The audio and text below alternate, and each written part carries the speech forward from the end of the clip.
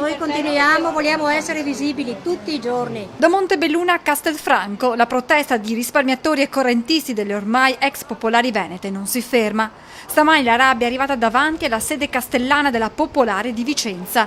Questa volta però i manifestanti non sono riusciti ad entrare all'interno dell'istituto di credito. Non siamo riusciti ad entrare nella banca, abbiamo fatto una lunga trattativa e siamo rimasti fuori, abbiamo manifestato il nostro disappunto per quello che è accaduto e sta accadendo. Cartelli in mano, fermi in mezzo alla strada per pochi minuti, i manifestanti bloccano il traffico. La loro volontà, quella di mantenere alta l'attenzione sulla situazione di migliaia di persone. È una vita di sacrifici, di rinunce e di lavoro per avere una morte dignitosa. Azionisti di cosa siamo? La vergogna che ci hanno azzerato noi, che non eravamo azionisti di borsa! Nelle prossime ore i risparmiatori invieranno una richiesta ufficiale a Intesa per incontrare i vertici della banca destinata a salvare le due popolari venete. Speriamo che sia una piccola apertura, se no noi ricominceremo a fare dei sit-in davanti alle banche di tutto il Veneto e questo è solo l'inizio. Intanto mercoledì la protesta si sposta a Roma davanti Montecitorio con l'associazione Zellino da Onara che chiama a raccolta anche i politici veneti.